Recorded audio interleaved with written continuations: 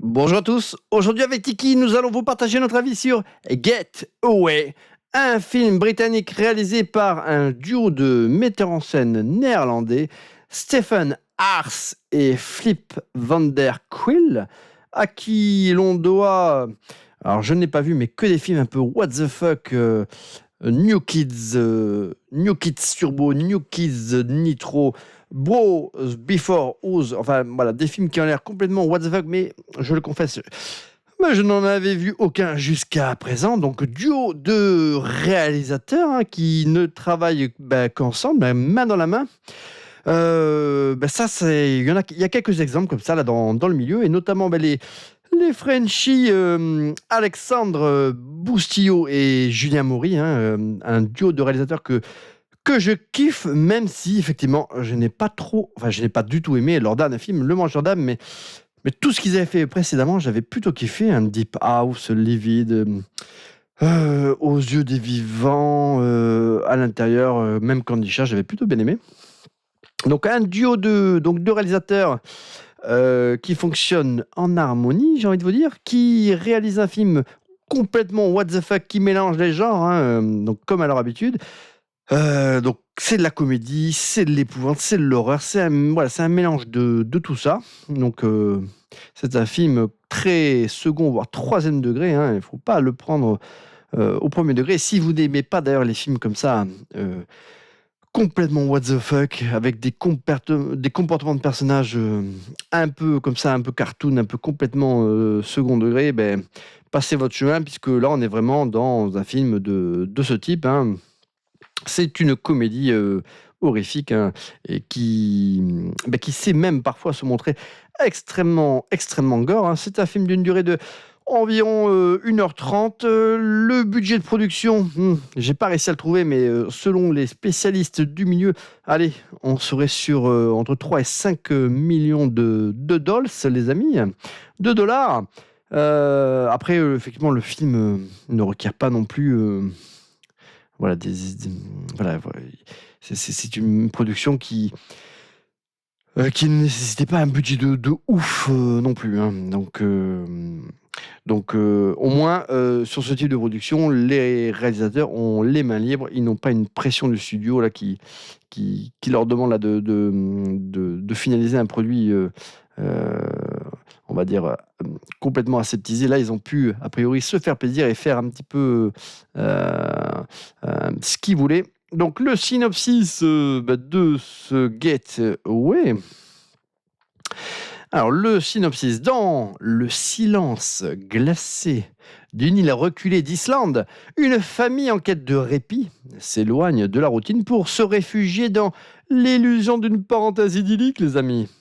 Hélas, la quiétude promise se mue bientôt en cauchemar insoupçonné. Au fil des jours, les ombres se font plus denses et le décor enchanteur révèle ses sombres secrets. Un tueur en série rôde, tramant dans l'ombre, semant la terreur parmi ceux dont l'unique dessein était d'échapper à la monotonie du quotidien.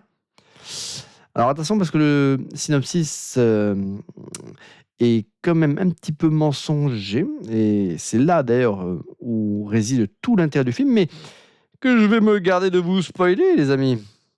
Ainsi, l'idylle se transforme en une arène où se mêlent crudité et ironie, où l'angoisse converse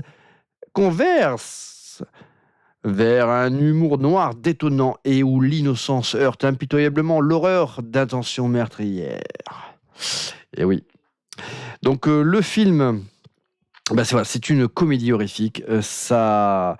Si vous aimez les films comme ça qui proposent vraiment du grand n'importe nawak, et là vous serez servi, et il vous faudra simplement quelques minutes pour vous en rendre compte, comme bien même vous n'auriez pas vu cette vidéo pour vous en alerter.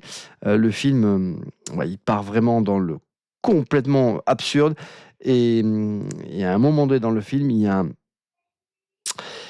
on va dire quelque part un retournement de situation que je n'avais pas forcément vu venir, je le confesse. Je crois qu'il y avait des éléments qui auraient pu on va dire, m'alerter, mais j'ai pas forcément voulu, enfin je sais pas, j'ai pas voulu les voir, ou pas, ou je n'avais pas forcément non, je m'étais pas posé la question que ça puisse se tourner de cette manière-là, et ça, j'ai trouvé ça très, très, très, très cool. Après, voilà, c'est un film qui dure pas très, très longtemps. Franchement, il aurait été même un peu plus court, ça aurait été pas forcément plus mal. Après, le problème de ces films comme ça qui sont très, très, qui sont second degré, hein, limite même un peu cartoon, c'est que, ça désamorce toute, tension dramatique, tout est un peu une blague, quoi.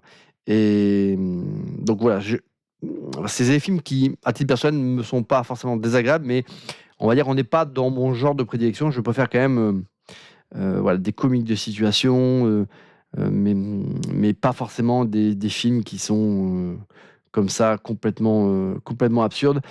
Mais celui-ci était plutôt sympa. On sent quand même la patte quand même du cinéma britannique, qui par le passé nous a quand même délivré des films un petit peu là, de ce genre.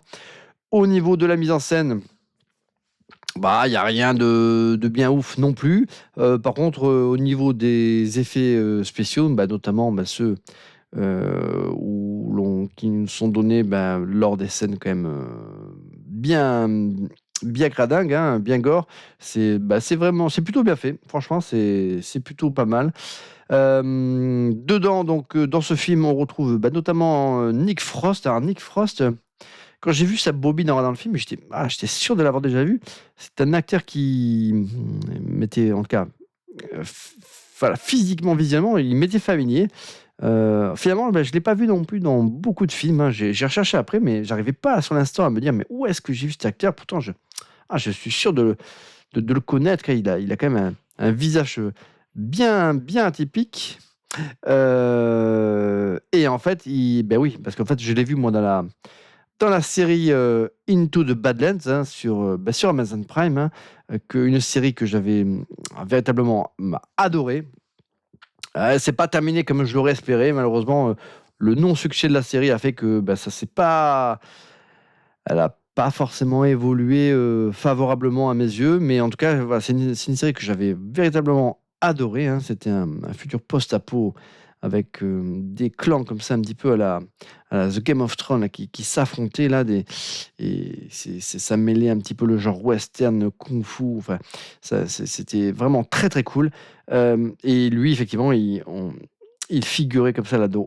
Il faisait partie comme ça des personnages principaux, et voilà, j'adorais, cette série et ce personnage. Donc, Nick Frost, il est excellent dans ce film, hein. Après, il y a d'autres comédiens que je ne connais pas forcément, hein. Aisling Bea, hein, Sébastien Croft, et il y a quelques jeunes, comédiens là, dans ce film. Donc c'est un film que vous pouvez découvrir sur la plateforme Amazon Prime, mais si tant est que vous ayez un VPN, les amis, puisqu'il n'est pas encore disponible sur la plateforme française, mais avec un VPN, vous pourrez le voir. Et puis si vous êtes patient, de toute façon, il va pas tarder à popper, sur notre périmètre, hein. Donc voilà, j'ai trouvé ça très très cool, très très très très rafraîchissant, sans doute un peu trop long. Voilà, si vous aimez les films comme ça, voilà, qui fonctionnent à 100 à l'heure, avec véritablement un rythme effréné, qui sont, voilà, nerveux, ultra gore, voilà, mais complètement, voilà, absurdes, ça vous allez kiffer, hein. On est dans la même veine que, je sais pas moi, des films comme,